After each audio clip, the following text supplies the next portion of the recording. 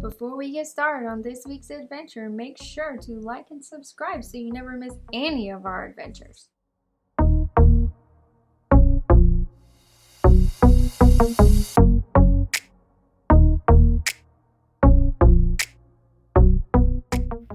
Hey, good afternoon, folks. Here we are back with off-grid vision and living, and we're trying to get set up so that the satellite dish for the computer, which brings in service, for networking, with everything that's going on, whether it's working from home or computers or whatever that we need to do, that we have this. So right now we have this source with fiber optics coming into the house, and it goes under the house and then comes out over here. So as you can see, this fiber optics cable is laying on top of the ground, and even though it's encased, it's still vulnerable to the elements of winter. So what we're going to do is dig a trench from here over to where that pipe is standing up by the staging, because as you can see in the distance, that straight shot towards those mountains is the best reception that we have for everything to work. The tower to get the best reception. So we have this piping right here, which is metal, which is proven to be durable, so that when I put it in the ground, I'll put it to 2 feet, and I'll use that ripper on that dozer right over here. This dozer is a D7, has this tooth on it, so this ripper, I'll be able to start over there and drive forward, and it'll rip the ground open enough to submit and put that metal piping underground so that I'm able to drive over it in the future. And this cable, which is laying on the ground, may otherwise be violated or destroyed at some point, whether we run in the four-wheeler, the snowmobile, or the truck over it, or possibly even the dozer. So our mission today is to accomplish a ditch whenever it's 5 to 6 inches wide from here out to that pole. So this fiber optics cable can go underground in this pipe so that that dish, which we took off our chicken shack, because ultimately this is going to be moved down back, so this has to find its place out of the way. So in the future, this footprint where you see all this mess right here, this is where the foundation is ultimately going to be part of. So this will all have to go, and that dish will be over there out of the way. So Lord willing, I get that dozer fired up, get that ripper in the ground, move the trench over to that post. So in time, after the fiber optic cable is in this pipe underground and buried, with that dish, which is on that pole vertical, which is going to bring reception for the computer and other things, we're going to have this in order before the snow flies. Without further ado, let us get to our next venture to get this thing in order. So all of this wood right here has to be cleaned up in order for that dozer to come through here. All of this wood, we're going to load in a trailer and bring down to the other cabin, which we're going to utilize inside the cabin walls on top of the sheetrock, which is on top of the bubble wrap, it's on top of the fiberglass installation. The cabin, like this cabin, is thoroughly equipped as far as R factor, and once we put this OSB on the wall over the sheetrock, we will then be ready for things such as tongue and groove, shiplap, or finished wood product that we decide to move. This will give us a nailing where we don't have to look for the studs. So at any rate, we're going to get after it. So we're going to spend a few moments to clean this up, load it up in the trailer, get it out of here. Lord willing, we're going to beat the weather. The elements are getting cold. Today it's been windy for the last couple of days, extremely windy. We got a Quonset hut down back that's uprooted and lifted and moved out of the way about 80 feet, 100 feet, but minor compared to what could have been. At any rate, today has been a blessing. The temperature is fairly decent. We're warm enough that the ground is movable. Before it gets much colder, we're going to address this issue so we don't have to try to deal with it during the frozen tundra or the snow-covered ground. Be patient. We'll show you a finished product in due time. Be blessed. Tasha, come here. Come here, girl. Tasha, come. This is the new addition to our family. She's out running right now. She's a young girl, young pup. She'll be integrated into our kennel as breeder goes, and hopefully she'll take the mushing as well. At any rate, we're back here getting ready to dig the earth with the ripper from the dozer, but I just now have these two batteries here that I'm going to put in the dozer because I take them out because at night the temperature drops, so I don't want the cold snap to take the power away from them. So they're now charged, they're now warm. I'm going back in the dozer to hook them up, and then we're going to go forth, and I'll show you where I marked out on the ground with a shovel, set up a can of spray paint to lay out where I'm going to rip and put the pipe in the ground. So if you want to follow me to the dozer, I'll put these in very quick and then I'll fire up the dozer and show you how the ripper works.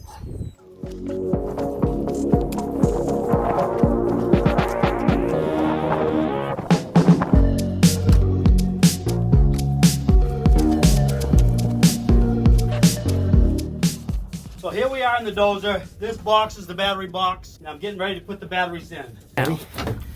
Okay folks, I've got the second battery and I'm trying to meander my way through here and put it in.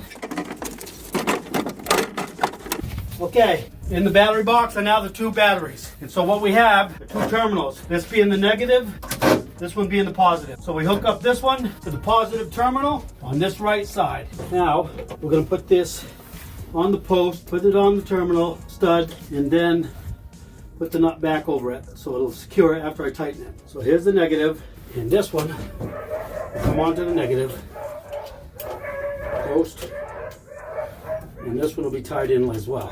And then of course we got to tie them both in so we get more volts in order for cranking it. So we tie this positive of one battery, because you got negative and positive. We put this on the other stud, and then we'll have joined into this other side, into this negative part of the battery on this other terminal side, because you have positive and negative. So, Lord willing, I've charged these batteries to proper charging cranking amps so that it'll have enough so that when I tighten everything up, I'll be able to start her up. Sometimes when it's cold, you might have to crank with a little bit of starting fluid. So at this point, here's the negative terminal, and I have the threaded post with a nut that I just tightened. You don't need to over tighten them, you just need them secure. Sometimes when you're dozing, the terminals come loose, so you might, at that point, check them and tighten them again. So for the positive, it's the same thing. We're going to tighten this side of the post.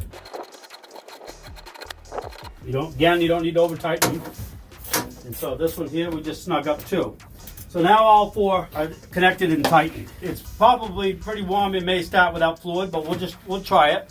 So here is neutral, security lock. This is off. Here's the throttle. So you're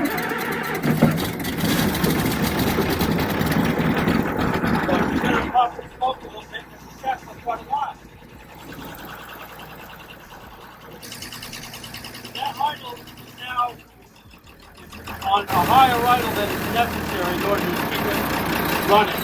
So if I idle it down, you don't want to crank it right up when it's cold. It's not good. Any machinery for that matter. But it's not cold, so it doesn't need to run, that's no more high idle. But right now we just let it idle. The smoke is cleared. It's getting the fluid put back in. You look at the front blade, it's on the ground. So I'm going to raise that, make sure I got my wall fluid in there. That seems to be off. Now this thing in the back is the ripper, and that's what we're going to put into the ground, digging a trench. So I'll pull the arm on the ripper and see if this bar raises so I can travel with the machine. So it appears that there's hydraulic fluid, and I'm pretty sure there's enough gas in this to get over here because we're only a few feet away. So without further ado, what I'll do is go over and move the pipe. What I have done, instead of spray painting the line, you can see where I cut the earth with a spade. And that'll be from that pole somewhat in a straight line over to here where it's going. So I'm going to remove this pipe, or the casing for the fiber optics, out of the way and move the fiber optics cable back so I can come in with the ripper. What I'll do is I'll back in here, start to drive that way. And when I get to about to the dish, I'll turn around and start from the pole, start ripping this way and tie the two together. Lord willing, I've got enough space to get through there with the dozer. Right now I'm going to move the cable and the pipe out of the way so we can begin working. So as you can see, we've got the dozer in place. I have the ripper in this line.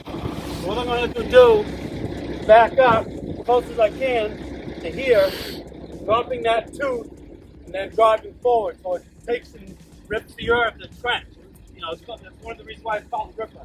Sometimes you have all 5 teeth, sometimes you only have 3, sometimes you use 2. In this case, we're just going to use 1. So I'm going to back up this 10 feet, whatever, thereabouts, and my wife's going to be my eyes, and hopefully with her glasses on, she can see I don't back into our water column.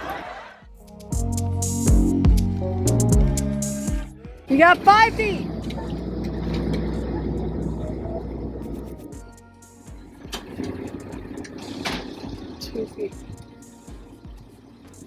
You got about 3 feet, Lance. And even though it looks like I've got plenty of space from here to here, when I drop this ripper, she's going to gain a little bit. So I can back up probably a little bit, but I'm going to take this as low as I can to find out approximately how much feet, inches, or whatever that I do have. So I'll bring that tooth, the digging tooth, closer to the ground. Robin, you'll let me know when I just about graze the earth, and then I'll back up. You're about a foot from the wall. 2 inches. 4 inches.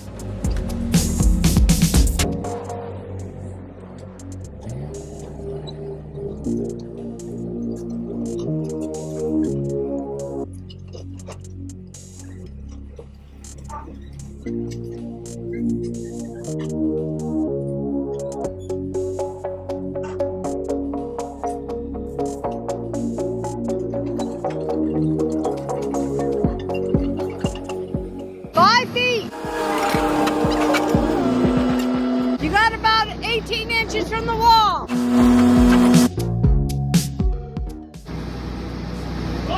Keep going. You're about 8 inches.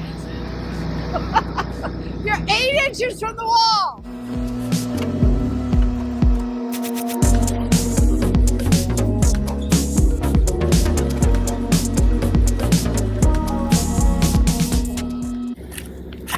Okay, folks, as you can see, we've got the tooth for the trench started. Normally I'd go deeper, but this is just temporary again. So we're gonna put this in the ground about 8 to 10 inches, just below the surface. Once the ground freezes and that metal pipe casing the fiber optics, I won't have to worry about it breaking if I drive over this at this depth. Normally I'd go about a foot to 2 feet, 16 to 24 inches. But at this point, knowing that it's coming back up in the spring, I'm not going to dig that deep. I'm just going to go probably a foot, as you can see. So we're going to clean this up, dig a little bit more, and then you'll see in the next presentation of the video clip that will go from the pole back there where the dish is going to be mounted back this way. So be blessed.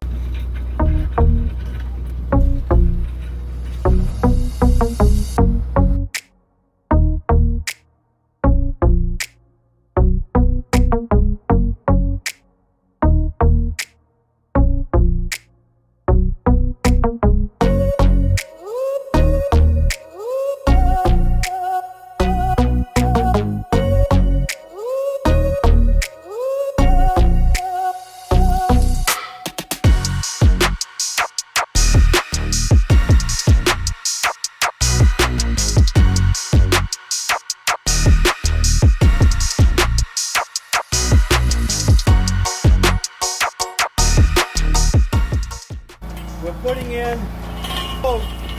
We're driving it 8 feet in the ground. As you can see, the staging down on the ground I've had up here on this staging. So I've been this high plus my height this high. So we're good 8 to 10 feet possibly into the ground now, which is probably stable. But I'm going to try to get another few more inches, maybe a foot out of it to drive the rest of this in. This pounder will help us. And I'm going to put the finishing touches up on this so that satellite dish that you see in the background over there, we can mount that onto this pipe right here. Because at this point where it's pointing, the tower is directly straight ahead. So at this elevation, pointing over the treetop, Robin should have better reception for her internet and for her work on the computer. So I'm going to give it a few more blasts. No rocket science about this, just brute strength and ignorance. Thank God it's held off the weather. There's no frost in the ground right now. So we're able to get this done before the snow flies.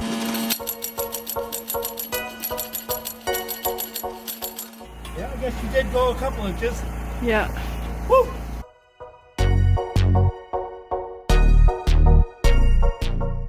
You're pretty close. You're That's a lot like 8. work. Yeah. I guess at this point we're going to call it good. It's at least 8 feet in the ground. Venture on to the next thing. Life off grid, sometimes not easy, but it'll keep you able-bodied, strong, and no doubt keep you busy. God bless y'all. Good morning, everybody from 7 Mile Hill. So we're out here today, this weekend I should say. We're cleaning up all this top area here so that Lance can work with his bulldozer and put another line in for our internet cable. We had one done, Lance did, and you'll see that in the videos, the one he did prior to snow falling, but that didn't last, and so we had to have somebody come out again to help get us taken care of, brought us new line.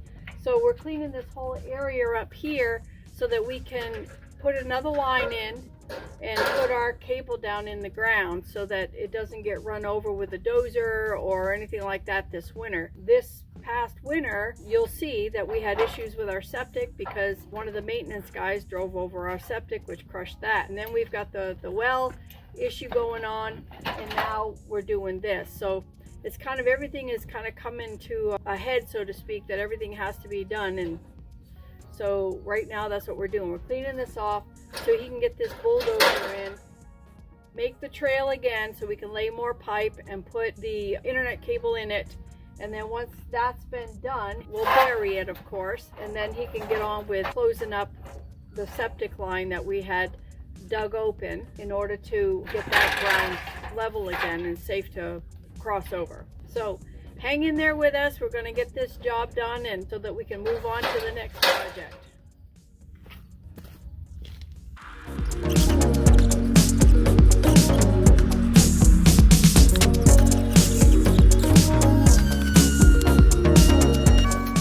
Good morning, everybody. Thank you for joining us in 7 Mile Hill, and thank you for hanging in there with us. As you can see, we've got the internet dish right behind me. We're in a dead path all the way over there to that tower over there. It's a beautiful, clear morning out here on 7 Mile Hill. So the video you just watched was obviously of us putting in the internet line. We actually had it in last year, right before winter struck, and then with the weather going bad and the vehicles running over it, we ended up losing our internet from one of the bad storms was the end of it. So they had to fly somebody in from Homer in order for me to get back up and running again. So what we've decided to do, as you can see, got the wire hanging here. What we've decided to do is not put it in the ground just yet. In this area that you have seen on the video, my husband's going to be bulldozing, and he's going to be, we've got a cellar hole that's going to be going here. Some of the soil is going to be going over there to build up a little bit. He wanted to build up the berm along the edge. If I need to use the internet, I'm going to take that and hook her up.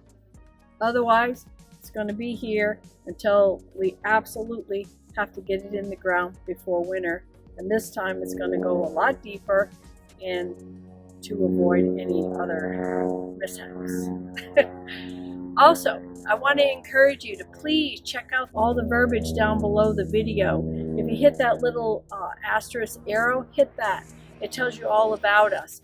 Not only that, but it tells you our daughter Melanie is Dream It to Life. She's been doing our videos for us and editing them, and she's doing an amazing job. Also, we have a new program. It's called Buy Me a Coffee. With that coffee, it's money is going to be going into the mushing community. I've got another video coming up. It tells you exactly everything you want to know about it, but I encourage you to please look at that Buy Me a Coffee, and see what you think. Thank you for joining us. And make sure to like and subscribe so you never miss any of our adventures.